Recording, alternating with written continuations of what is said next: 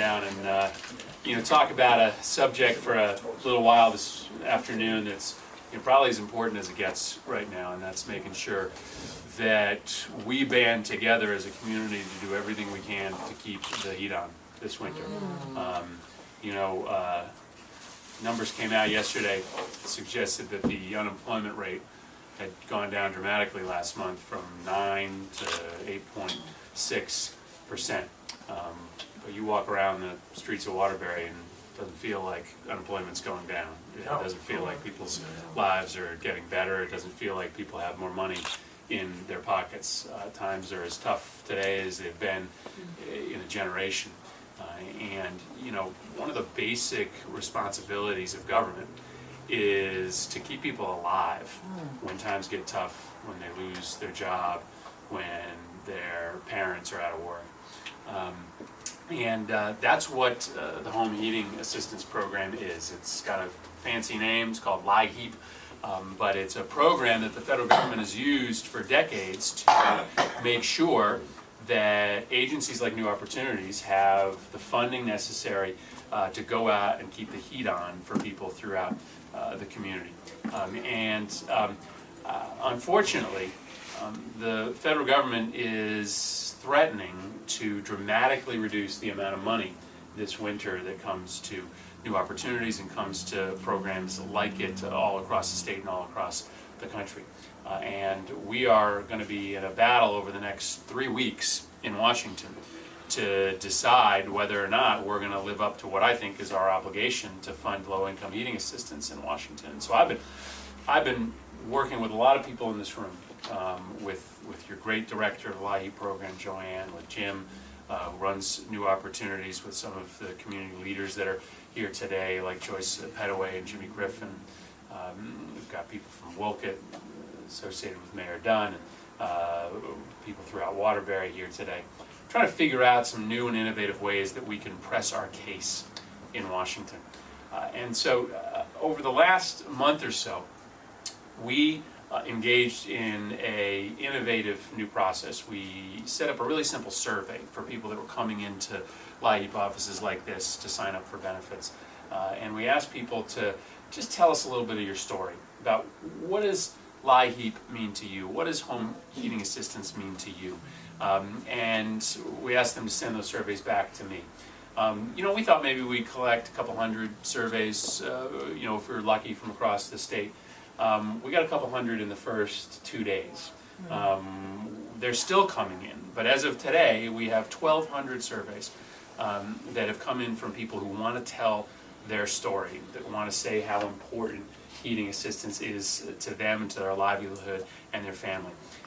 And we took all of those surveys and put them together in a report that we're officially releasing today.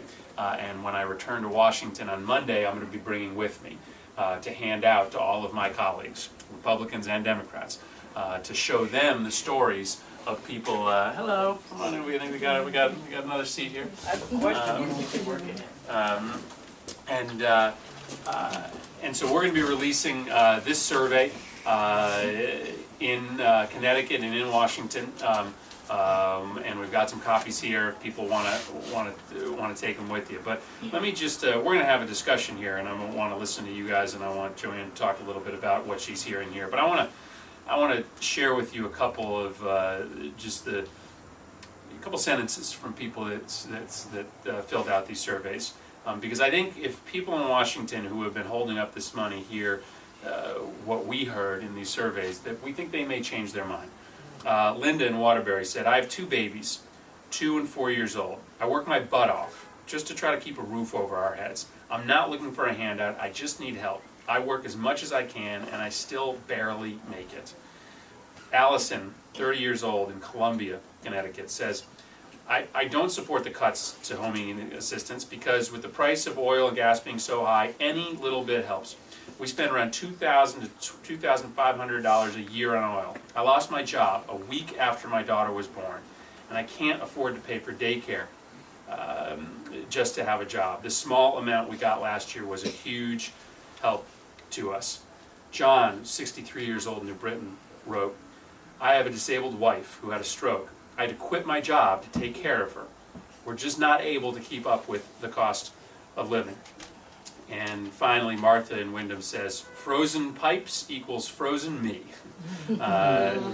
Illness due to low or no heat creates extra cost for medical bills, right? And that's a really important point, is that this isn't just about doing the right thing for people. This is also about a smart investment in keeping people healthy in their homes so they don't end up in our emergency rooms. So we're releasing the survey. I'm going to bring it down to Washington with me, but we're also doing something else. And I'll mention this last and then turn it over to the team here and then open it up to a discussion, because I want to hear from you about your thoughts on these cuts and the stories that you have yourself or you've heard out in the community. Second thing we're doing is this. I just don't think we should argue over this year after year. I think we should have a dedicated amount of money that goes directly to home heating assistance. And so, in addition to releasing this report this week, I'm also going to be introducing a bill. And this bill is entitled the Guaranteed Energy Assistance Act of 2011. I'm going to go out and recruit a lot of co-sponsors for it. And the bill's pretty simple. What it says is that instead of arguing every year over how much money we put into heating assistance, let's just ask the oil companies to help fund this program, right? Oil companies are making billions in profits, right? They're not. Oil company executives aren't going cold in their homes at night. And so we suggest this. Let's put a small fee on the price of every barrel of oil. 9 cents is all it would take. If you put a 9-cent fee on a barrel of oil today is trading at $100 plus, so 9 cents is nothing. That would fund the heating assistance program forever if you just did that on an annual basis. And so our bill just says simply this. Let's stop arguing over this. Let's set up a trust fund for home heating assistance. Let's put a small fee on the price of a barrel of oil. Ask the oil companies to pay that. And never have to worry about whether we're going to have the money that Dr. Gatling and Joanne and their team needs, that you guys need. So we're going to be introducing this bill as well. So I want to come here and tell you guys about that today, and then we'll have time for we're going to have a discussion and take some questions in just a second. Because I hope that we're going to be able to turn the tide in the next couple of weeks, but in addition to these stories that we got through these surveys, I'd also like to hear from you guys. But first, let me just let me ask our great director of the program here to talk a little bit about the reality of what's going on here, what you're having to tell people, and what people are saying back. Well, I think, thank you, first of all, for coming here. It's a breath of fresh air that we have a congressman that comes here and is a very big supporter of this program. So I think we all need to thank you. And it's really what you've said in those, the surveys that we have been collecting over the last couple months. I mean, I've been reading them, and it's, like I say, it's the new face of poverty. And the majority of the people, misconceptions out there are, people aren't working, and they get these they utilize these programs, but they don't work.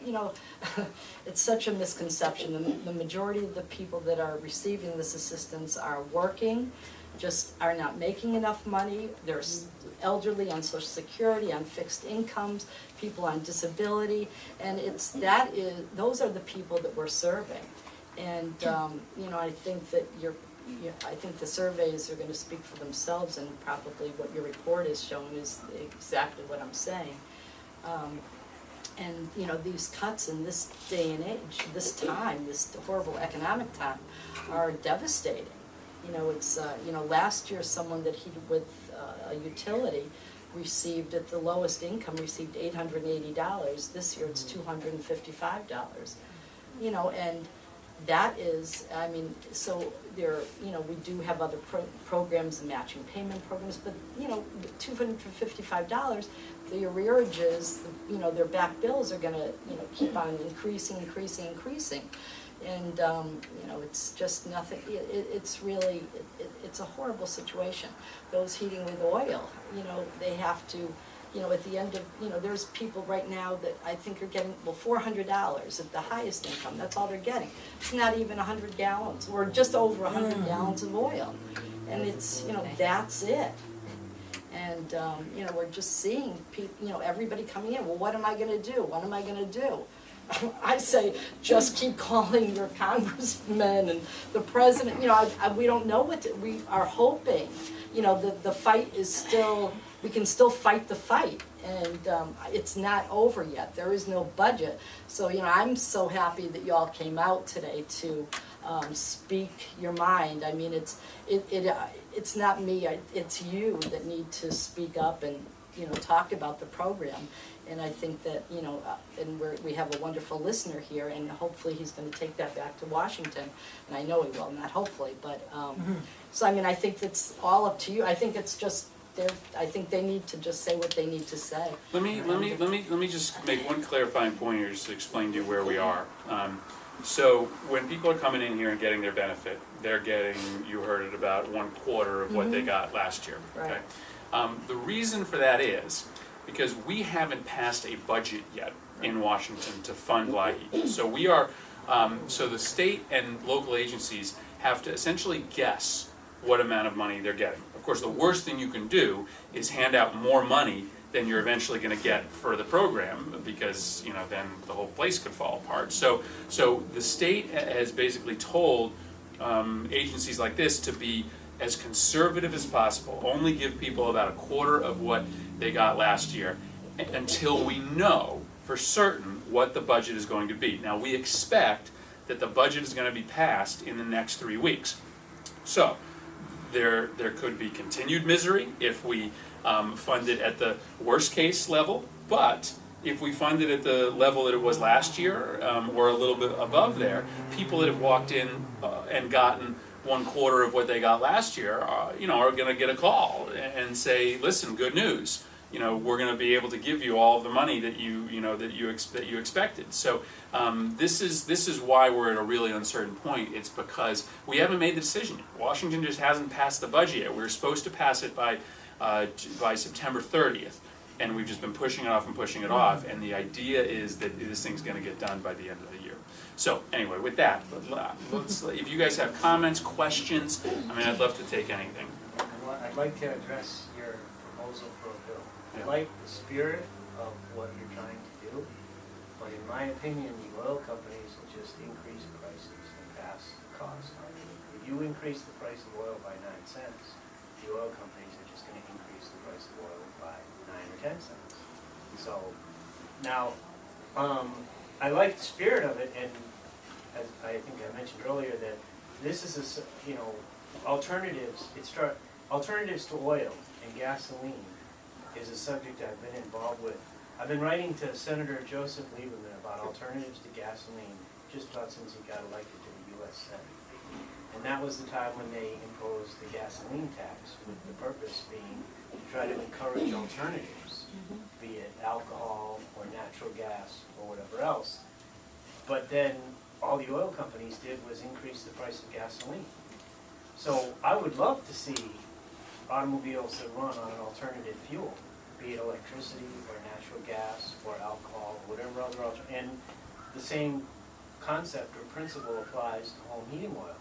I think that the more we promote, you know, using alternatives, not only will it reduce our use of oil, I think it would grow the economy and you know, provide a cleaner environment. Let's say I built a greenhouse and I tried to use solar energy in place of home heating oil. It not only produces heat, but it reduces pollution. So I'm all for that. But you know, in Washington, when you know, I sort of had selfish motives when I was writing the letters in because I wanted to get a job and make more money in Washington. But all I got back was a postcard. But what Washington did was increase the tax on gasoline. But oil companies didn't absorb that tax. They just passed it on to the consumer. And as much as I like what you're trying to do to help people who need the help, in my opinion, oil companies are just going to increase the price of the fuel. So the money has to come, it's a good point, but the money has to come from somewhere, so it's either comes out of our taxes, or it comes out of the price of a barrel of oil. So so if it continues to work the way it does now, we all pay for that because it comes out of taxes. So putting the cost of the LIHEAP program onto a barrel of oil, well, we may end up paying it in the end, but we pay it all now. So it's just it's just a guaranteed way of getting the money. And as you know, we've talked about, I'm all for alternative ways of powering the country, and that's a really, really important conversation. But we have an immediate problem, which is keeping people's heat on today with the method that they have. Let me just recognize we got two important folks that have joined us, Representative Larry Butler and our brand new alderman here in the city of Waterbury, Greg Hadley. So thank you very much for joining us, guys. Yeah. Go ahead. Correct me if I'm wrong, but with the program, the people who apply for energy assistance and receive oil assistance, those oil companies pay the same price to all of the people participating. Those oil companies that are not in the program, they can make their prices for the consumer.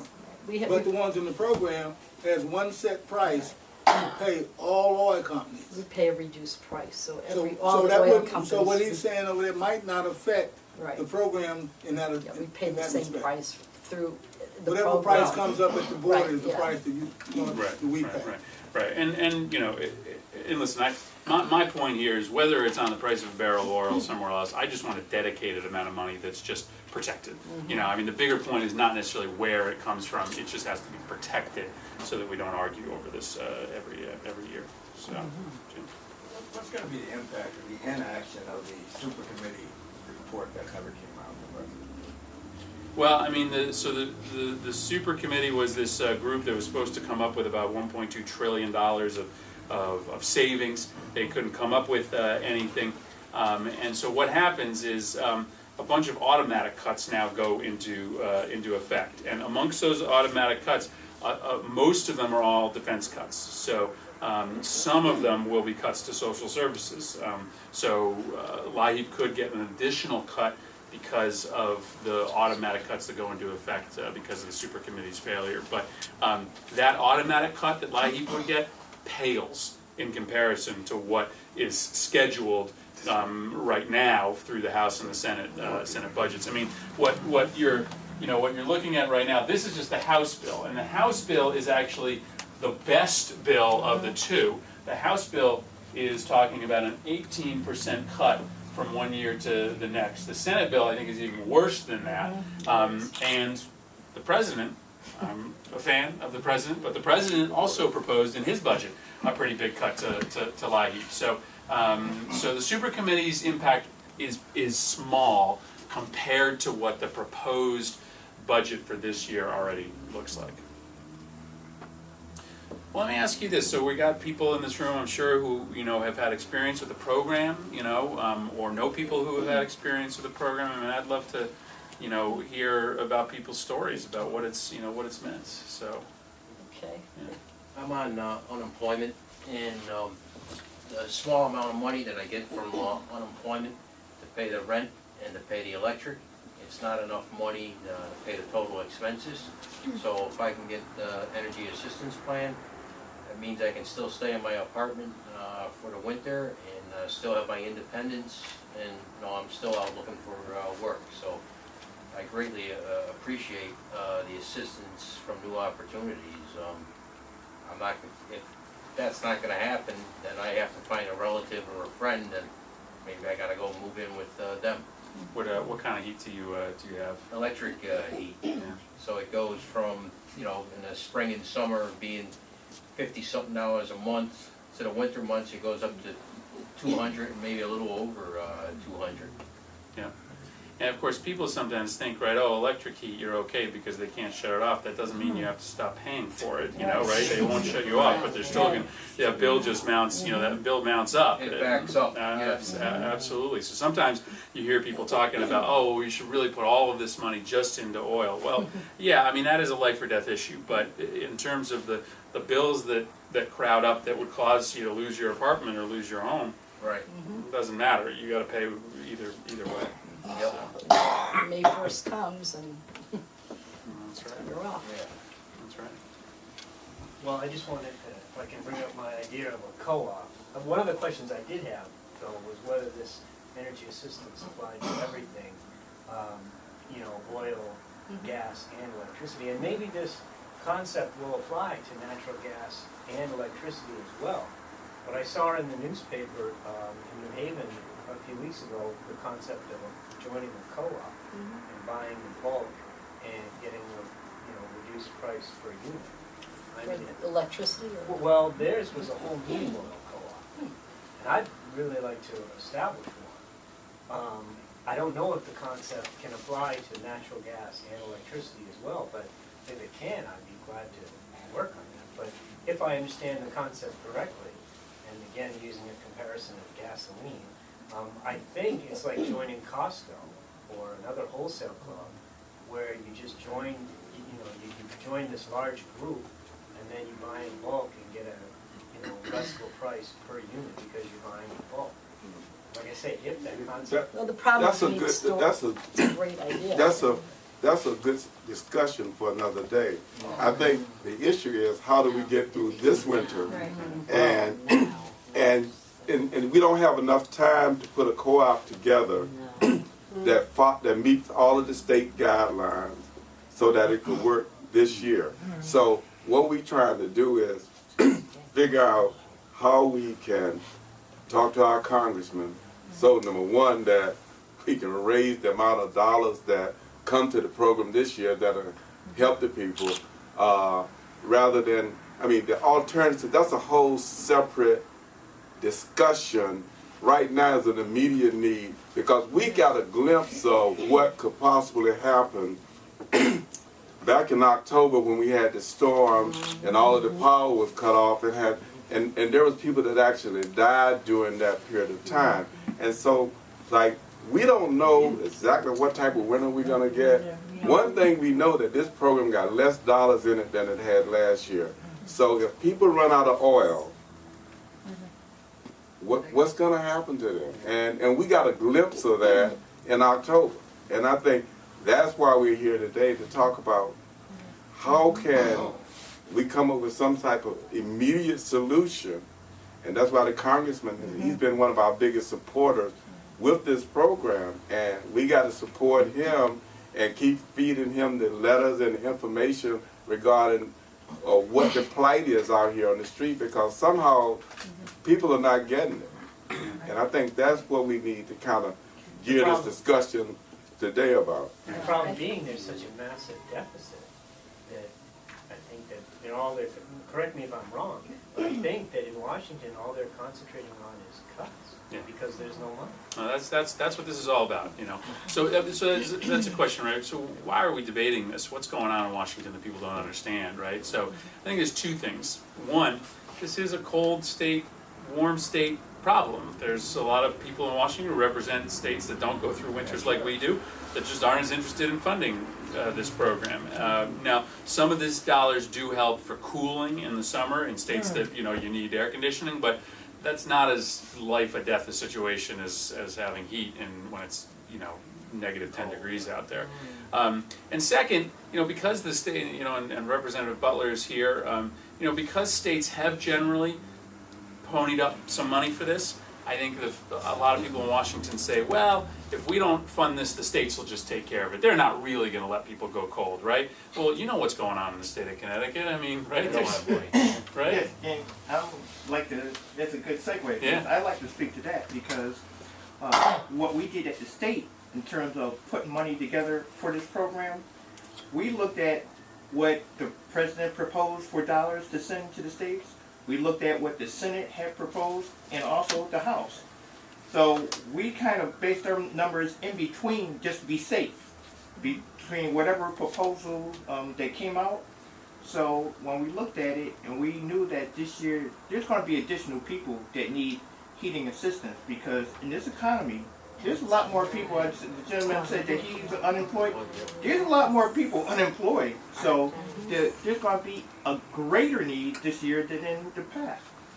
So, and as our congressman has pointed out that the states have ponied up, well, when we were looking at this about 6 weeks ago, we said, how much money do we need? And looking at what we expected to get from the federal government, we said that, okay, we'll put an extra $15 million of state money into this, hoping for the best solution for funding from the federal government. Now, for those people who will say, well, and Washington will say, well, the states will pay for it. I'm telling you, the state of Connecticut put up an extra $15 million. If we don't get that money from the federal government, that means we're going to have to look around to where we're going to make up $15 million. That's the reality. So I'm here, and we're fortunate to have Congressman Chris Murphy here to talk about this today, but we really need to support him and hopefully get a House solution and that becomes the solution or something close to it, because we're going to need that solution to make up what the state of Connecticut has already ponied up and is expecting to get from the federal government. That's right. Well, yeah, and and it's amazing. I guess the cat's got all of your tongues. Now, when we give out the award letters, they all are going crazy and talking. So come on, speak up. Don't be afraid. You I think another issue you can push is that the risk that you or the window you're opening up to those who are on the SSD. And the elderly, speaking from first-hand experience, I have an aunt here, and she's in this room right now. So I know her work situation. I know she is not in a position to go out and money just comes flowing in so she can continue to live comfortably. I think you could push the ticket, the risk factor, almost like genocide. You know, I hate to use that word, but you opening up the window for senior citizens in a form of genocide. Are we going to leave those individuals vulnerable to, and medical situations? There are medical situations that are at risk if they lose power. So do we want to put that on the table for them to have to deal with? You know, in this economy, it's for me, even for me, I'm still searching for work, but it's not out there. It's tough. That's what I mean. You look at that number, right? They say 8% of people are unemployed. That's not true. Because that doesn't count all the people who stopped looking, and people, and 99. Yep. Yeah, and the jobs just aren't there. Unemployment benefits are running out. And then you mentioned Social Security. Well, we got some good news that Social Security is going to get a small increase, but that's for most seniors all going to go to pay the increase in Medicare, right? Right. So there's no more money on the table from Social Security, and this is coming on the heels of 2 years of zeros for Social Security. So and oil's only going one way. So I think it's a really good point for Social Security recipients and Social Security disability recipients. There's no more money for those folks, and they can't work. So there's no. You can't just say, well, you deal with it, right? No. And they're not going to leave their homes either. That's the majority of the people we talk to too. Just because they have no money for oil, they're going to stay in their home, whether they have heat or not, and that's going to be the travesty for. I had a client Thursday, school teacher. You would never imagine what her paychecks were every 2 weeks. One, she's a substitute teacher. She had one paycheck was $35 for 2 weeks. We're talking about a school teacher. School teachers have these, everybody has these problems. And they're getting greater and greater. You're not getting any better. Well, And I want to add veterans too. Absolutely. Veterans. Connecticut has always paid such high taxes, all the time. And I work for Stop and Shop, and I don't make terrific money. And yet I'm starting to apply, well, I have, and previously got you know, assistance. But now I came this year and they said that, you know, I'm not gonna get, you know, the same amount. So, but we've always paid high taxes, but how come we're always in this particular situation? You've got, you know, and I think this is a great point, right? We're talking about school teachers, you're working at Stop and Shop, doing all the right things, right?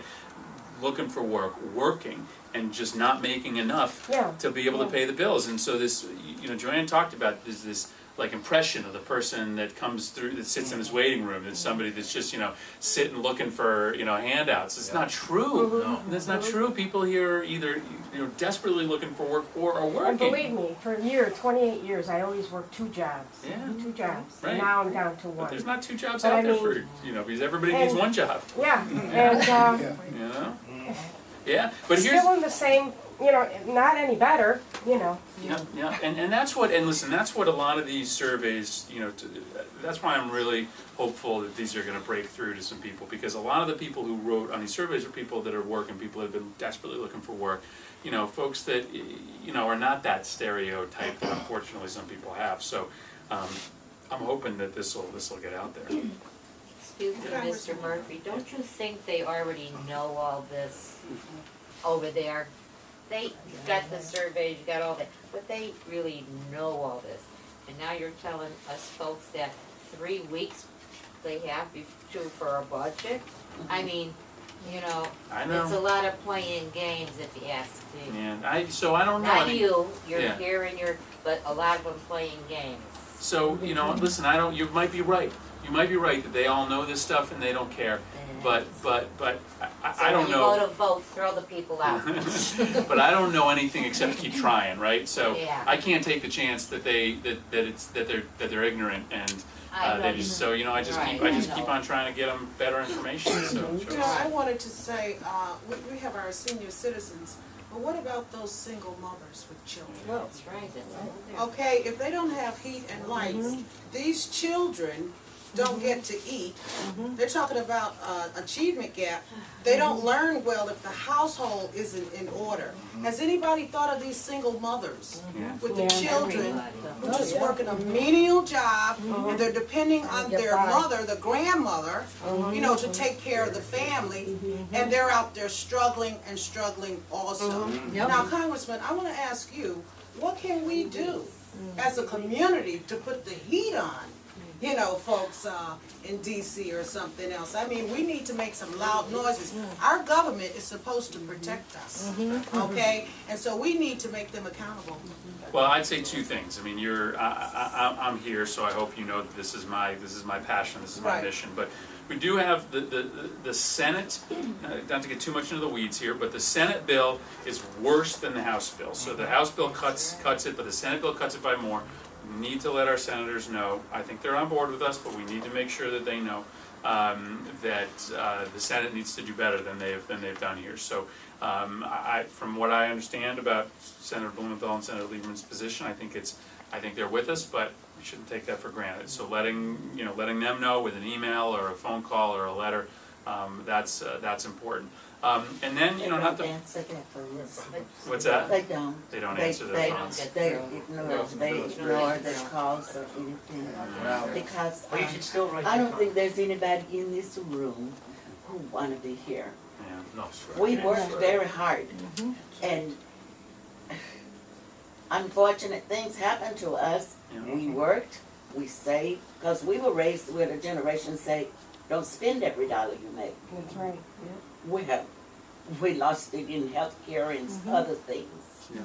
But we did not squander our living, and we worked 50 plus years. There are many people in here with more than 50 years working. And now we became a thing. I think the worst part about when we see our Congress, both houses, dressed. I know clothes because I'm good at making them. I'm talking about, I know the top of the line from the, and you're standing there, mister, with your $800 suit on, and I became one of those people. It's like them and they. As one big shot said, people ought to take baths and people ought to do this. That's so ugly.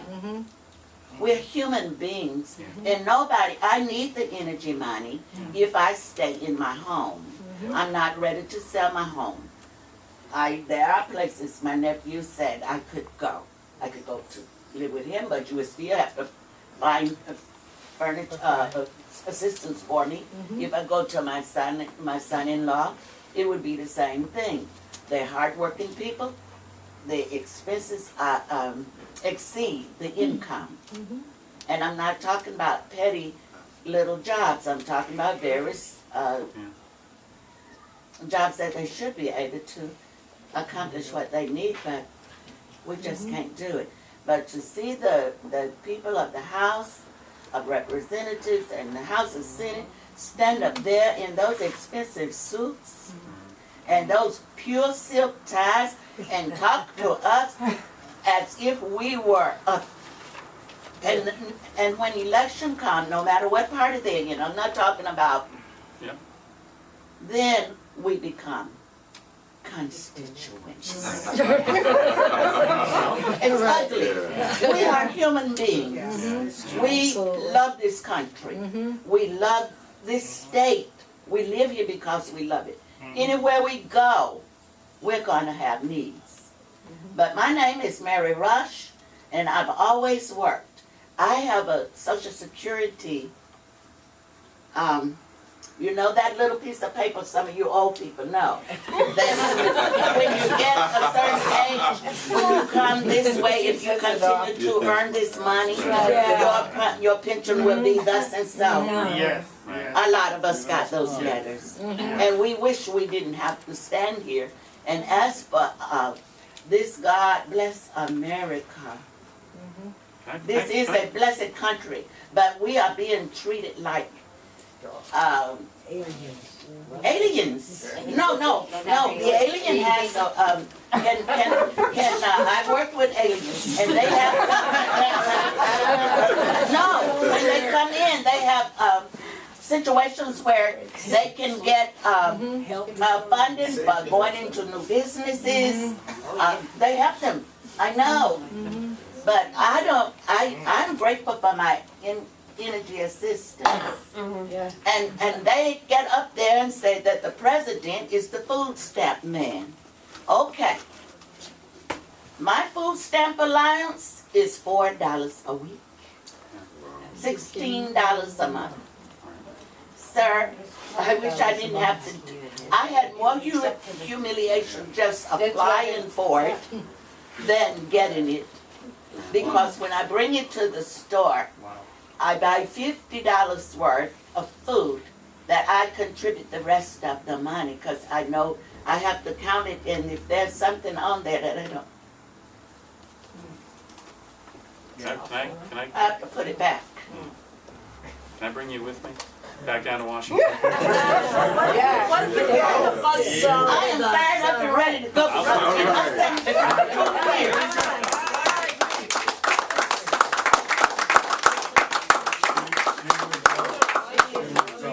That man over there is my sister's son. I named that boy, but I had a job when he was born. I never, they make it look like we are a bunch of parasites. We were, and we have taught our children to work. Well, that's the story I hear, that people worked all their lives. But the $16 allowance is what I get. And Mr. Gendrich called Mr. Obama the food stamp man. Well, maybe I need to call Mr. Obama and say, please send me some more stamps.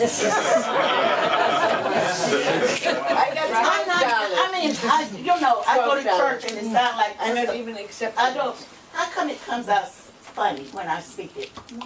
These are some people I go to church with. I don't mean to be a stand-up comic. I am just so frustrated. No, I hear you. And it hurts so deeply. Listen, you said and I'm not ready to sell my home. You said but it I'm better going to than be forced to do it. you've said it better than I've heard almost anybody ever say it before. That's why I'm not joking when I say I'd love to take you to Washington. I'd love people to hear. I'd love people. There's a lot of hear hurting people, hear you Mr. start. Murphy, Oh, and they are and you really. hit it right. It's dignity, right? It's It dignity. is You know? humiliating, It's like, because the two things people want to die with. Their good name Yes. and dignity. Yes. That's right. Absolutely. You know, it's funny because I have a girlfriend that's been on disability, right? She's getting food stamps too. And I have to go with her to Stop and Shop, so she's ashamed to even use that card. She says, come with me. She says, stand in back of me because she's just ashamed to use it. But yet she has to use that. Joe Courtney, who's a congressman in Connecticut, who's a really thin guy to begin with. I haven't done this yet, but about 2 weeks ago, he went on a food stamp diet. He said, I'm going to spend as much money for the next couple weeks as any food stamp recipient would, and I'm going to see what I can eat. Now, Joe Courtney was a really thin guy to begin with. He lost 10, 15 pounds in 2 weeks. He was rail thin because he just couldn't, on food stamp budget, he just couldn't get enough to, No, well, all she gets is $60 a month, and that is nothing. It just wasn't enough. I get 16. $4. It equals $4 Well, a that's week. shameful. It is shameful. I have the card here, and they don't talk about those people who are getting $16 a month. No, well, that's And what my I'm saying. pension and my Social Security does not equal enough for me to pay the city of Waterbury my taxes. And if I don't pay the taxes on time, they put a lien on my property, and then they send it to the man in Meriden, a man named Sheftel, and I have to pay him 15% of my tax bill. So do not be late with your taxes. Well, Yeah, I hate to be like a raw advocate, but getting back to what Joyce was saying, in relationship to what can we do?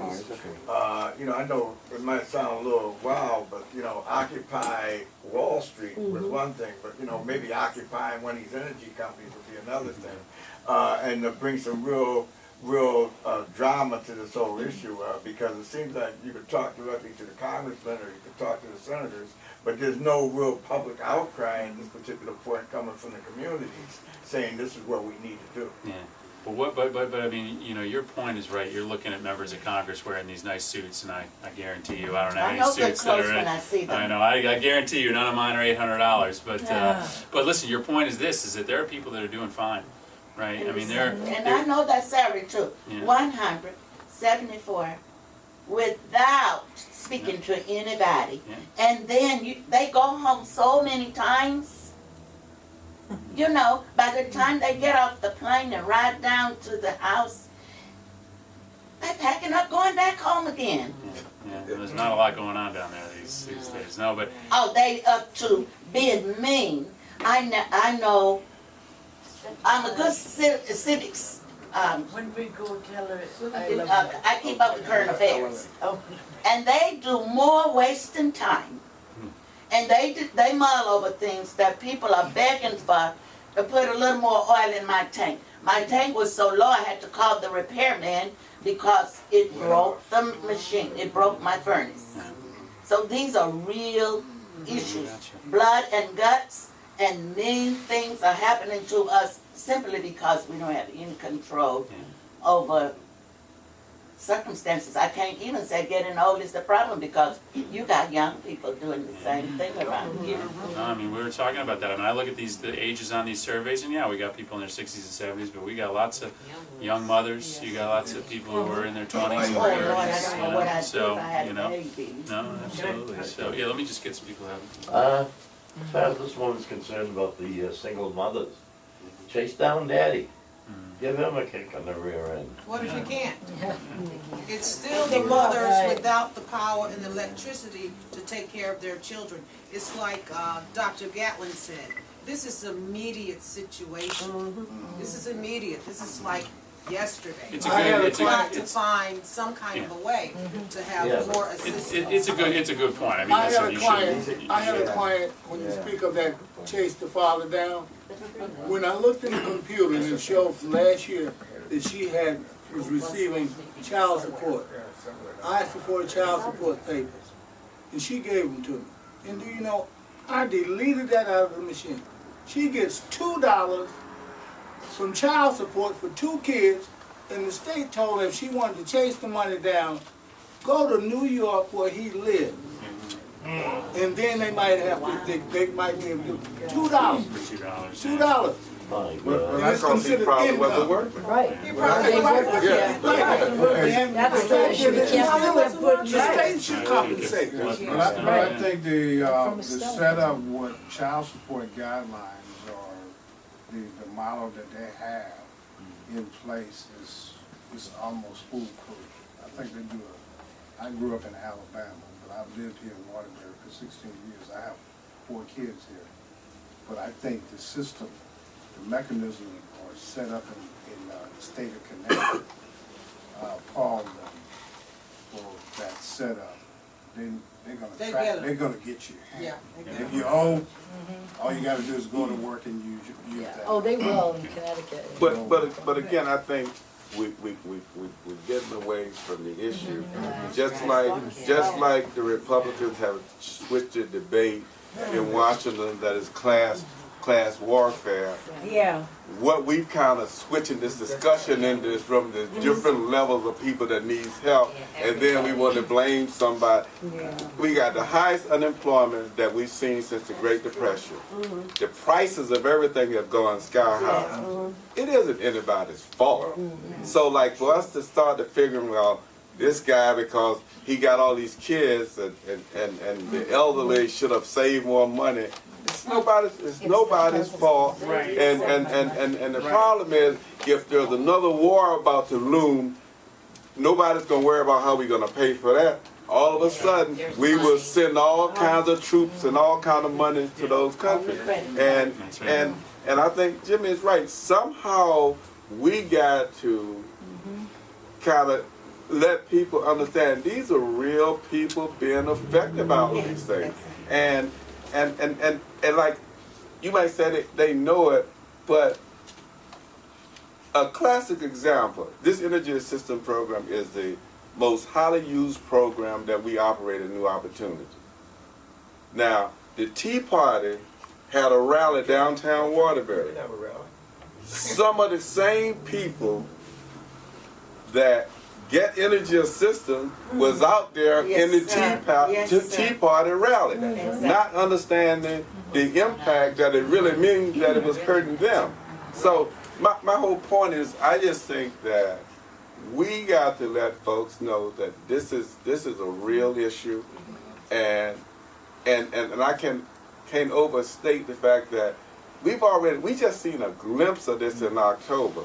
And I just think if we get a severe winter, if these numbers stay the way that they are, I don't want to see anyone die for just so folks can understand that this is one of the most critical programs that we have in this state.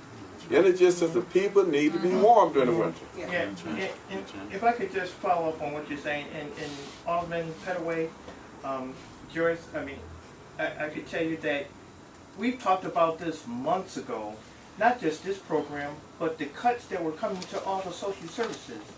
And Joyce, you, we talked to Dr. Gatling. We had a rally up at Mount Olive Zion AME Church, okay, where we had over 200 people showed up. We handed out all the contact information for all of our representatives in Washington and the president, and went on a campaign to send letters and to all of our representatives, okay? And also, there was, in Congressman Murphy, there's representation from your office there as well. And we know that you understand this, but you know, there's people from your office there working with us as well. And again, there was clergy there at that rally, and as a follow-up, we had another meeting up on the church on East Farm Street. Yes. And where again, over 200 people showed up, okay, and got contact information from all of our representatives in Congress. Now, the thing is, I feel that our congressmen and our senators get it. It's a matter about what else can we do. I was very fortunate to have gone down and been a part of a forum down at the White House a couple of weeks ago, and we shared in the African American business people, religious leaders, and elected officials all got to share the same information with our president and senior members of every committee that you could imagine that handles jobs, commerce, education, and talk about these very issues. This is one program we're talking about, but the reality is there's a lot of other services that are affected too. So we have done things. We didn't sit back and wait.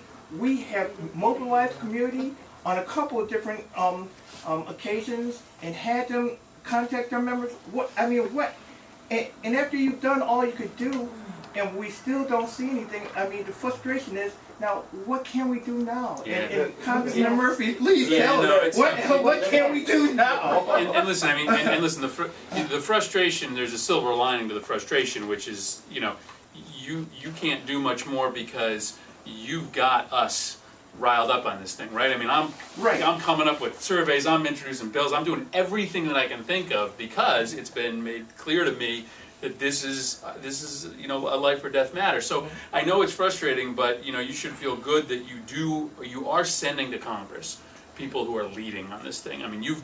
This is a representational government where your job is to let your member of Congress know, turn them into a champion.